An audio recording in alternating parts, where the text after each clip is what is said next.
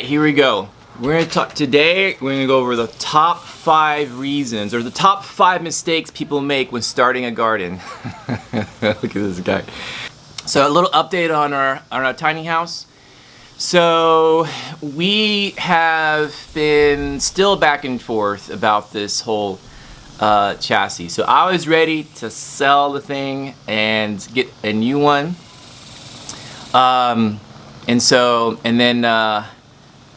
Or just sell it and just scrap the whole idea, and get in a in a schoolie and a bus, and then make that one and go traveling.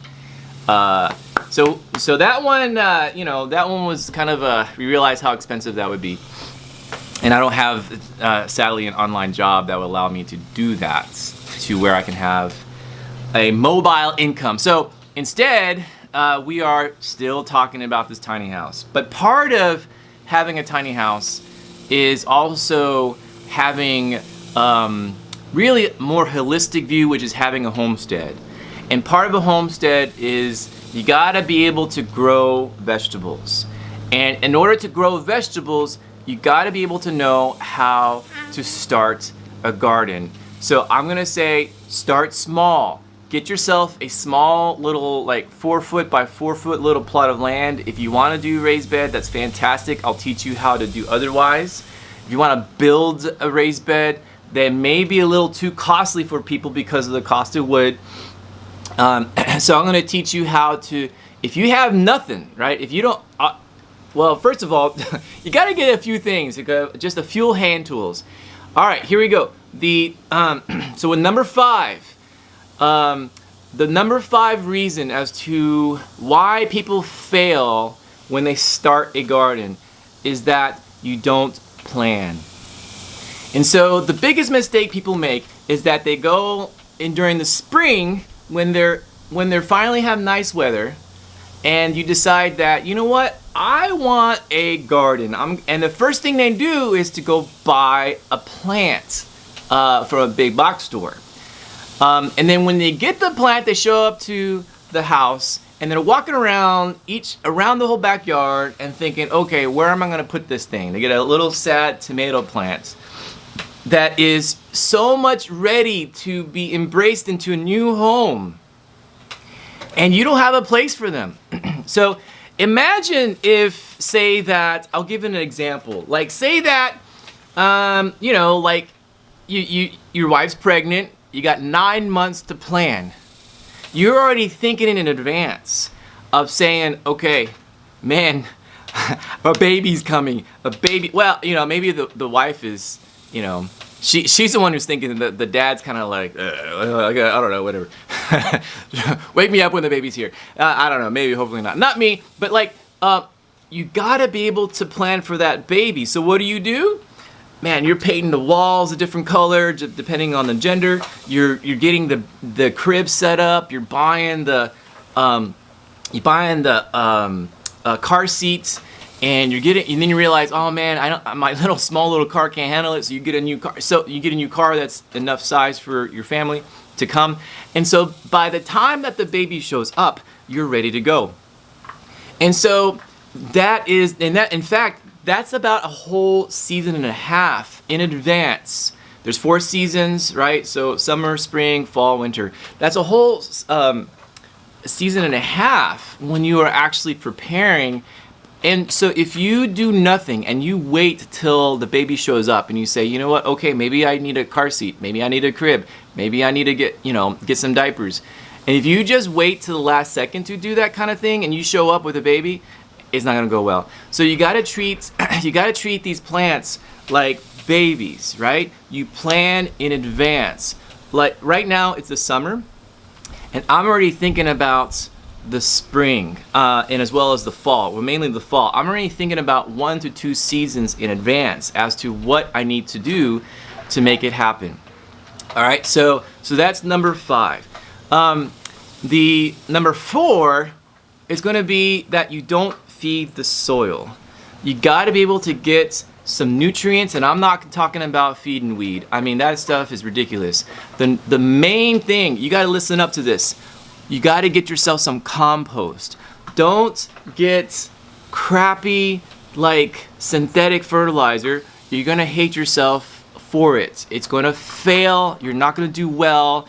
It's like basically the difference between fast food, like a bag, fast food with a bag of chips, versus having a nice healthy diet, right? When you feed the soil and you give that soil like crappy fast food junk, like synthetic fertilizer, you'll give it a boost for a second, but you're gonna suffer health problems, pests, disease of the plant as it grows. You can grow it quickly, but because it's not a sustainable form of nutrition, you're going to result in plant disease as a consequence.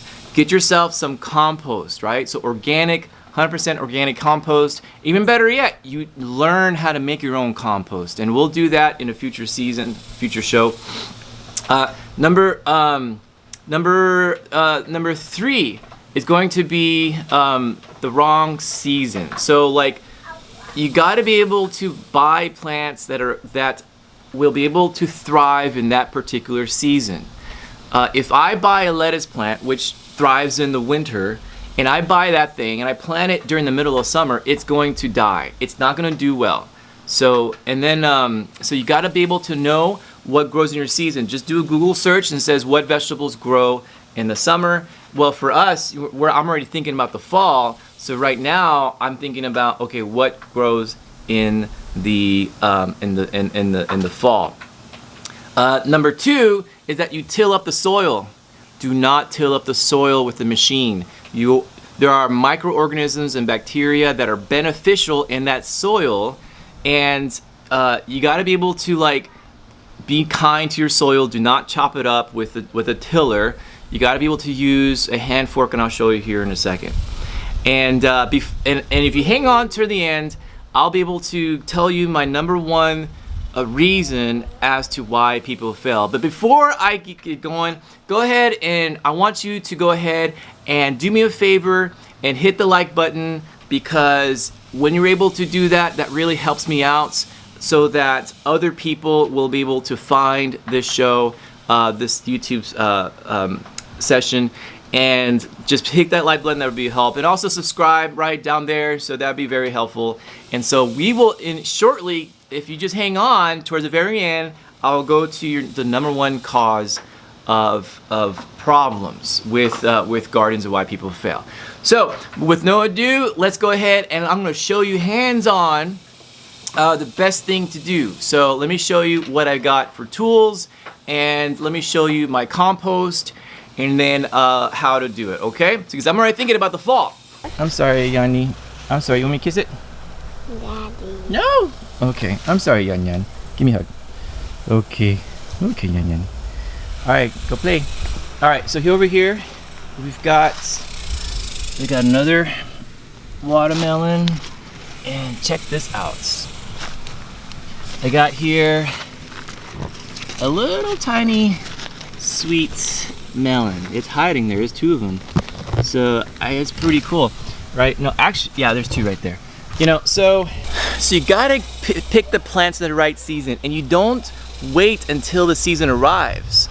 So the beginning, like already beginning of the summer, or maybe a little bit past that, I knew that I wanted to grow watermelons. So I didn't wait till the end of the season, because by that time, if you wait too long, you're not gonna be able to get what you're hoping to produce. So don't forget, you gotta think about the right season. All right, the other thing that you gotta do is be able to get some compost. I'm telling you, it's hard to get quality compost. So like, I went to Lowe's or Home Depot, and I got this 100% organic compost. I put it out in my flower garden, and it just failed. It was just a bunch of wood chips, and I'll show you here what I'm talking about as to what I got. But it just, you know, I mean, I was in a crunch and I just needed to get something, and so I just, like, you know, it was just an experiment, and I knew it was going to fail. But make your own compost. Now, if you live in a suburban setting, one of the things that you're really going to struggle with is going to be having rodents. And I struggled with that. I struggled with having rodents in the beginning because I had an open composter. If you're going to compost your food waste, you really got to be able to get a like something that's gonna be contained, not an open system, in the suburban area. So what I have are these tumblers, and I forgot the name of this. I'll have to Google search it and put a link in the bottom if you guys are interested. So these composts, and I got 3 of them. These are huge. Bigger really is better. I didn't buy those composters that had like the 2. You're supposed to, like, the 2 composters in 1 unit. You're supposed to put like new food waste in one side, and once it fills up, then you don't add anything, and then you start adding to the second bin, and you rotate it and all that. And those things are not small enough to get the heat that you really need. And so bigger, sadly, is truly better. And so I got these guys, and so they're huge. Now, to mimic the what the other composters do in terms of like adding and filling one and then going on to the next while the first one is composting, because it does take about 3 to 6 months, right? Which is about the time like a full season, right? So you kind of have to be able to start prior. So I went ahead and bought, well, I started off with 2, right? Number 1 and 2, because I wanted to fill this one up, and then once it's filled, I let this alone, and then I start filling this one, and it was empty. And by the time that this one is ready, I can go ahead and empty it for my garden. And then once it's empty, then I leave this one alone, because it's likely gonna be full by that point. And so, but because I got a bunch of kids, I went ahead and got a 3rd one. And so let me tell you that if you buy this one particularly, you really need to be able to watch a YouTube video about how to put this together. It was a pain in the rear getting this thing constructed. But once I had it constructed, it was doing really well, right? So I have those right there. Now, if you do a open composter, I got one over here. So this is my open composter that I cover. This is called the Geo Bin right here. So let me show you.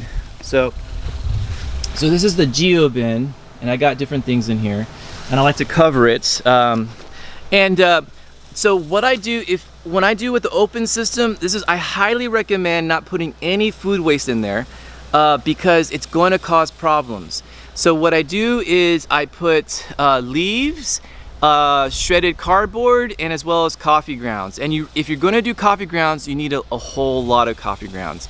You need a ton of coffee grounds. In fact, when I used to live close to a coffee shop, Starbucks was, they were hit and miss, and they're a big industry. They're not really interested in helping you out a whole lot.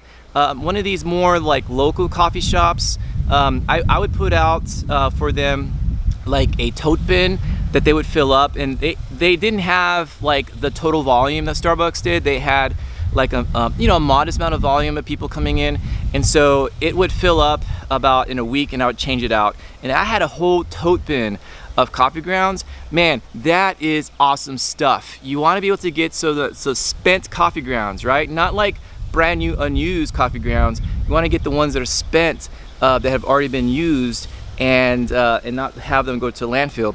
And you just basically fill that, you mix it with leaves or shredded cardboard and shredded cardboard, and you do that, right? So a little bit more about my composters. So for this one, for the contained ones, I don't just put in just food waste in there. I put in also shredded cardboard, and I'll show you I'll show you also the shredder that I have.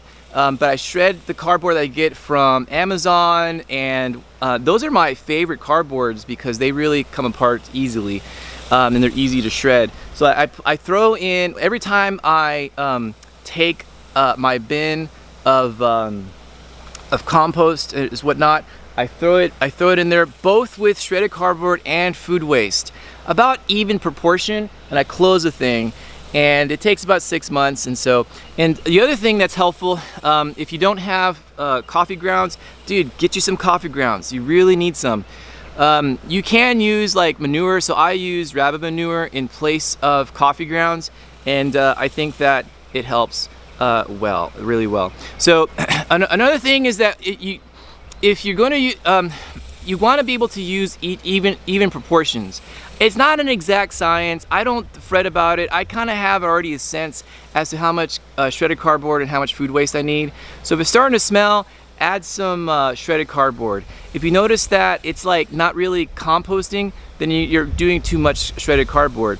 The other thing is that you got to make sure it's kind of moist, and so what I like to do is to moisten up my shredded cardboard. I put it in like just a bucket, and then I'll just you know, just put some water in it, and I'll squeeze out the excess water, very much in the same consistency as a wrung out towel with water that's moist, but like you squeeze the cardboard in your hand, the shredded cardboard, and you see a little bit of water coming out, that just a little bit, and you just between like your knuckles, when you squeeze the cardboard, it should have enough water to where you barely see the water coming out between the creases of between your first and second knuckle, right, or your fingers.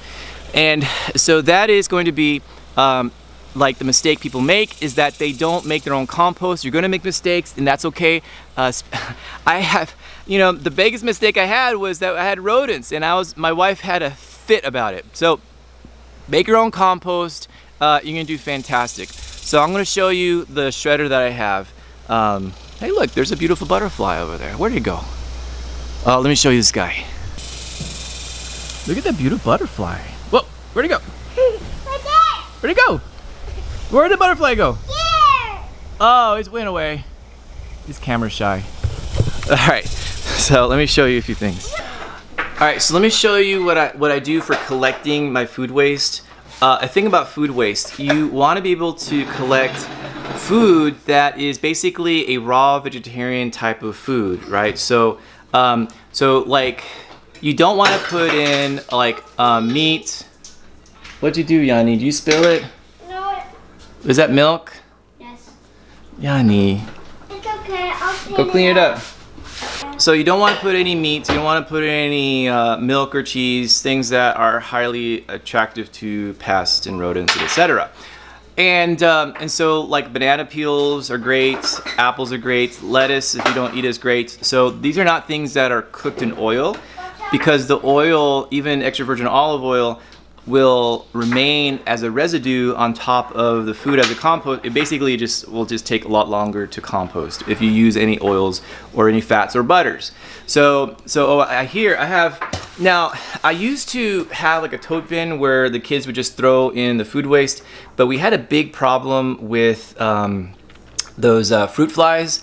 And I noticed that it's probably because it was a bigger tote bin, and then we just let it sit there for a bit of time, and it had time for the fruit flies to kind of replicate and produce. But I would say this guy over here, because it's a smaller one, it kind of forces you, like when it's full, to go ahead and just kind of like wait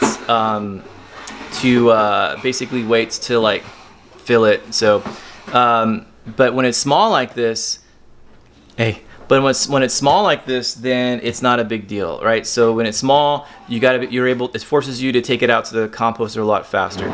So this is the one here, and I'll show you the link below as to, so I already emptied it. So it's got some coffee grounds I used this morning, some apple core stuff, and what else is got in there?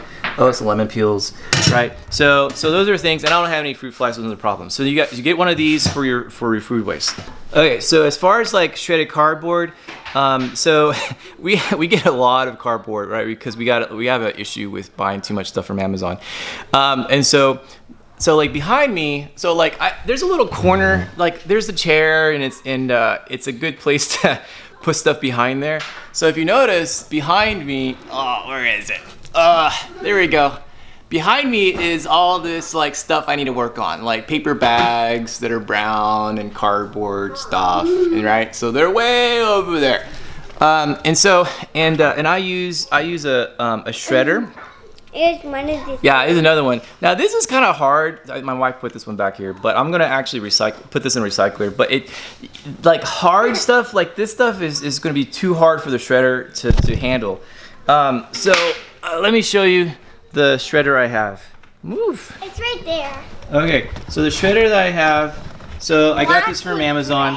and it's huge. All right, it is huge. I have kids, and so I always keep it unplugged, and it just freaks me out, like to have kids in the shredder that they're gonna play with this thing.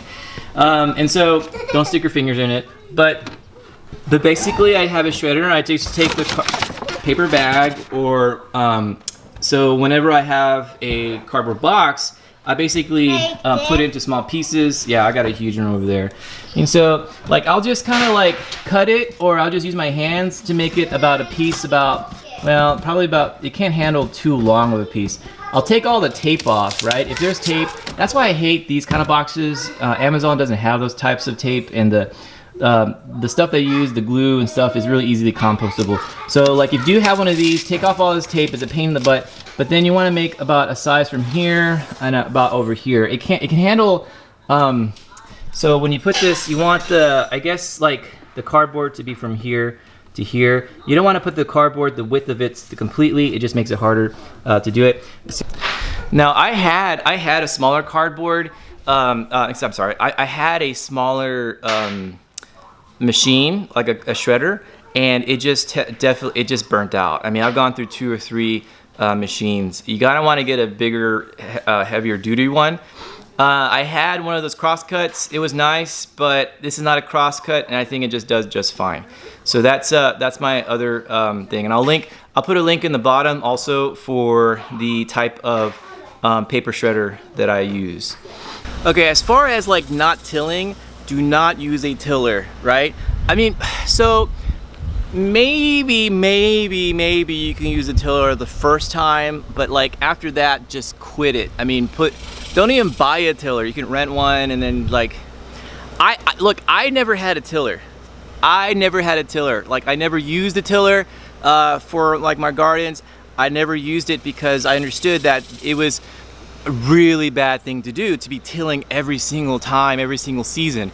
And so what do? I mean, it's like, oh, I get myself some hand tools. What? Hand tools? Yeah, it's not as hard to use as you think. Now, if I had to limit to 4 hand tools that I think would be helpful, and so these are the 4 that I would use, right? Like must have. Like the first one, probably the most important, is a garden fork, okay? And there's a garden fork. This is like an old one that I've had for forever. There's one that I really want to get, but it's not in the budget. So I have to wait, and I'm gonna try it out, and hopefully I get to do a product review for you guys. But get yourself a garden fork. This garden fork, it's awesome, right? So that's the first thing I would get. The next thing you gotta get yourself like one of these flat edge shovels. These flat edge shovels here. It is fantastic, right? So get yourself one of these, like just forks. They're fantastic. And also get yourself a flat edge shovel. These 2 things can replace completely a tiller. I mean, the cost of these, right? I mean, it's compared to the cost of a tiller is so like not even on the same level. I mean, these things are like cheap comparison to buying a tiller. The second thing is that tillers break down. And you gotta take it to the dealer, and you'd be like, or if you have time, if you're lazy, it just sits in your garage. Your tiller just sits in the garage, and you don't even do anything with it. And so, you gotta buy gas all the time. You're like, man, I don't have any gas, and so I gotta go get gas, and it's just a big pain in the butt. So these 2 things are so much better than getting a tiller. The next thing I would get is a wheelbarrow. You're gonna want to need a wheelbarrow, and the one I have here. It's got like the one where it's like the 2 wheels right there in the bottom, right there, and I'll put a link in the bottom of the description as to the ones I recommend. The reason why is because, you know, like I like to, like with my kids, this is so much easier to not tip over, and so it's not gonna like twist side to side. And so the kids can help me out. I put, I'll use this quite a bit to when I sift my soil out, or if I have a bunch of plants, and I can just put it all in here and then move it around as I'm putting plants around the garden. And eventually, what you really need to do composting yourself is a sieve. And so we made this sieve ourselves, and so we're gonna be able to, I'll show you someday how to make this. But these are the 4 things that I would do to get when you start your garden. So tip number 1, and there's Sherry. Hi. She's back. I'm back. Cool. What'd you get us? Groceries. Ooh, exciting. Cool. So that's going to be my tips for a tool. Do not till. All right. Now you ready for mistake number 1? The number 1 mistake people make when they start their new garden is right underneath my feet. All right. It's called grass. Grass becomes, now that grass is nice, but if you think it's nice, but it's not. It is a pain in the patoots to try to get rid of all that grass and to start a garden. The number 1 mistake people make is that they'll just kind of take a shovel and they'll try to, they'll try to basically take off the sod. And there will be no other thing, then they'll till it. And what happens is that there's something called Bermuda grass. Man, Bermuda grass grows well in Texas in the heat, but the problem is that these Bermuda grass, when you try to take off the sod, underneath there are these underground runners. So they're I forgot what they're called. So when you have runners above ground, it's called stolons, and oh yeah, it's called rhizomes. So these underground runners called rhizomes, you're not going to see them, and they're going to stay underneath the ground. Even worse is that if you till it, you're cutting up all these rhizomes into smaller pieces, and each of these small pieces of rhizomes will grow into weed. And this is an aggressive weed. It'd be a pain in the butt. You do not want this in your garden. And I'm gonna teach you how to get rid of them without using Roundup. You do not want to use Roundup. So I'll show you here in a second. Okay, before I teach you about how to kill off weeds, and so you gotta be able to, first of all, pick a perfect spot for your garden. You cannot say, oh, it will be cute out over here, out in the back corner. You gotta let the plant decide. You can't decide for it. It has to tell you where it needs to be. So there's 3 things that I really recommend when you start your garden. Number 1 is that you don't put it way out in the back corner. You really don't. And the reason is that you're gonna forget about it. It's gonna be out of sight, out of mind. And the best fertilizer is a gardener's shadow. And to be able to make frequent trips for quick observations. It's going to be very important. The closer it is to your back door, the more likely you're going to be able to check on it, right? So we got kids inside and they're often like hurting each other, and the wife's like, hey, get in here, I need some help, right? And so I'm like, if I'm right outside, I can just pop in really easily. But if it's way out in the back, you're gonna neglect it. So this is number 1. Then the second thing is you got to be able to find kind of a higher point. So if you've got little dips in your garden or your backyard, we all do, that is the worst place to put it, right? So you're like, I don't know if you can tell, but like over here you can feel it, you can walk on it and it's shallow, and then over here you can tell that it's kind of like on a little bit of a hill. I mean, you don't want to have it huge, but like you do not want it in a little like valley of your backyard, because when it rains it's going to flood in that area and you're going to kill the thing. And the last thing is going to be, you got to find a good place where it's going to get a decent amount of sun. Now what I did, I thought, well, the sun goes way this way and that way, and you don't want to be looking up as to where the sun's going. Yes, you kind of want to get an idea as to what angle the sun is, but you really got to like basically look down, look at the ground, see where the sun and the rays are falling, and that's going to tell you where it's going to get full sun, particularly like in the morning. And also like in the midday, late afternoon, it's a worse time to check where the sun is, okay? So like if you look over here, you see this full sun, there's no shade, and we're about like almost midday, late morning. Let me show you where not to put a garden. You do not want to put a garden. I'll walk over here as to show you. you do not want to put the garden where there's actual shade, right? So over here would be a bad spot. This would be a very bad spot for the garden. But if you come out here in the late afternoon, you're gonna have sunlight. That's the worst time to get sunlight is in the late afternoon. And you're gonna be like, oh look, you know, here's sunlight. You go to the store, you get your plants in the morning, and maybe you get some lunch afterwards at whatever. And then you come out in the late afternoon and you look in the ground, you say, oh look, this is full sun, because it's like 5 or 6 o'clock in the afternoon. That is the hottest time of the day, and that is where the plants do not like those. Even like heat tolerant plants really struggle with having afternoon sunlight. So the day before you go by, or probably like even the week before you go buy a plant, go check out your backyard and see where it is. Hopefully, like way beforehand, you've already decided. All right, so finally I'm gonna show you how to kill off weeds. So I'll show you here in a sec. All right, so here we go. This is what we're gonna do. First thing you need is basically just one of those big plastic bags, right? So like for my big garden, I had a huge one, right? So I had a really long one, but if you're gonna start small, which I highly recommend, just get yourself like just a black trash bag, okay? And then get you some stuff that you can weigh down, right? So like, I mean, I just had this random stuff here, just 4 little objects. It just needs to have some amount of weight. And so you finally pick your spot. So I think like over here, it's like, oh, that's a nice, I feel like there's a hill on here. So I'm gonna take this plastic, right? So here we go. We're gonna take this plastic like this, make it nice, and lay it down. All right, so, but then before you do that, let's pick it back up.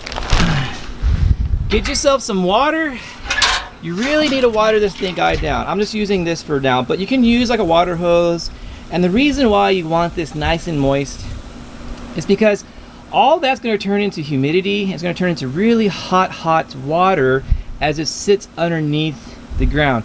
So really get it nice and moist. And you might wanna come back here the next day and do it again a few times, particularly if you had like a drought or something. And you put this back over here.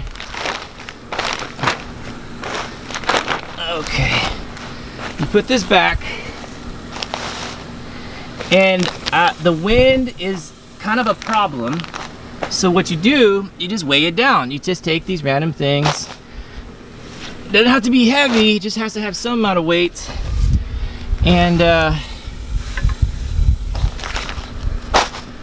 so there you go, right?